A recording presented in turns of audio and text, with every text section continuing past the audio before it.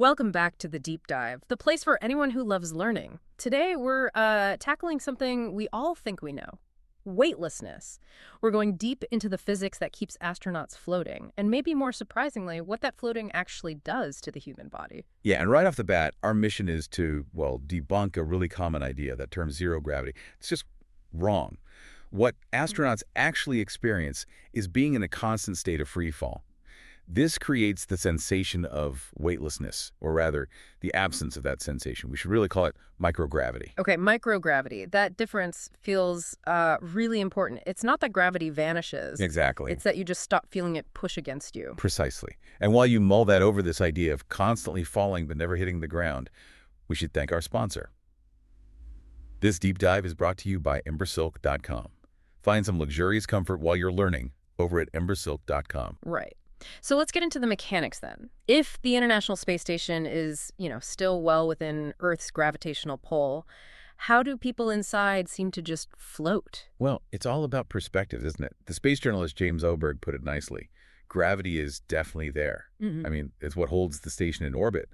But think about how you feel weight right now. It's the floor pushing back up at you, resisting gravity. In orbit, the spacecraft, the floor, the walls, everything, it's all falling with the astronauts. So that resistance force, it just disappears. That's the weight that's gone. Ah, okay. So it's less like floating peacefully and more like constantly missing the ground because you're moving sideways incredibly fast, like 17,000 miles an hour fast, falling over the horizon as the Earth curves away. That's a great way to visualize it. Perpetual falling sideways. So you mentioned earlier, even on the ISS, the G-forces aren't exactly zero. That's correct. Little things add up. You've got tiny tidal forces, gravity pulling slightly differently on one end of the station than the other, and there's even a minuscule amount of atmospheric drag way up there. So scientifically, we call it microgravity to acknowledge those tiny non-zero forces always at play. Makes sense. Now, for those of us stuck down here on Earth, how do we simulate this? For training or research, I mean, you can't just fall for very long down here. Well, we have a couple of main ways. First, there are those special aircraft flights, the ones often called the Vomit Comet. Officially, it's NASA's weightless wonder. They fly in these huge parabolic arcs, maybe 10 kilometers high. For a short time at the top of the arc, they basically cancel out air resistance, and you get about 25 to 30 seconds of microgravity. Wow, 25 seconds. That seems incredibly short for doing any serious experiments. It is limiting, absolutely. That's why we also have ground-based methods. NASA, for instance, has its zero-gravity research facility. It's essentially a giant vacuum chamber, a 145-meter vertical drop shaft. Test packages get dropped down it, and that gives researchers a very clean 5.18 seconds of free fall. Higher quality microgravity, but even shorter. Okay, 5 seconds. Better than nothing, I suppose. Let's pivot, though, to the human cost. When someone first gets into orbit, what hits them first? The most immediate thing, usually, is space adaptation syndrome, SAS. Most people know it as space sickness. You get nausea, vertigo, headaches.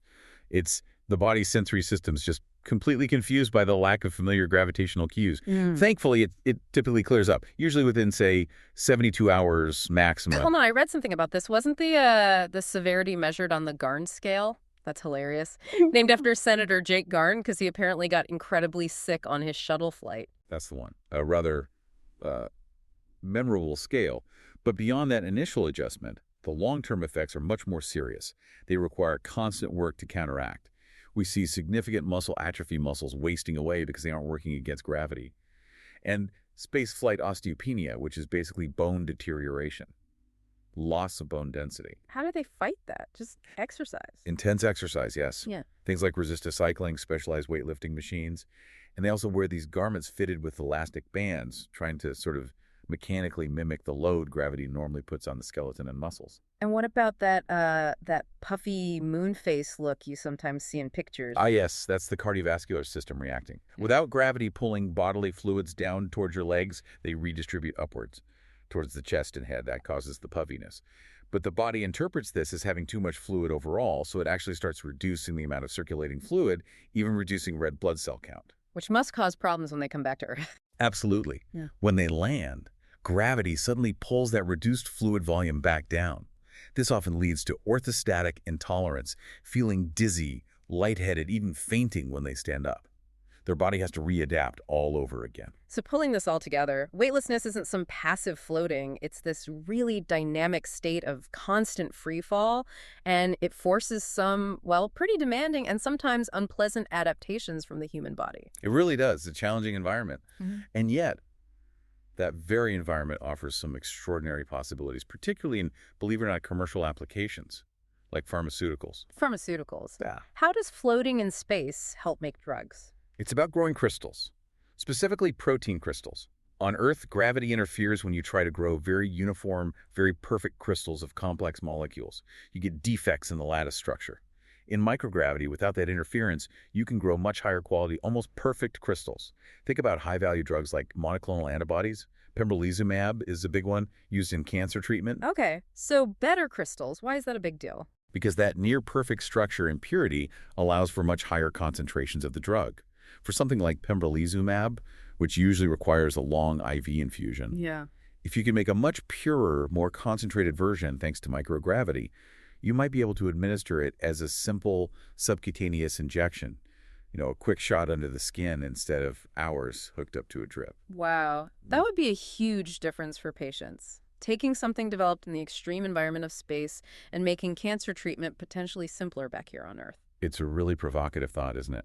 Connecting that extreme physics directly to cutting-edge medicine, a fascinating frontier. Find a bit of luxury for your own learning journey at embersilk.com.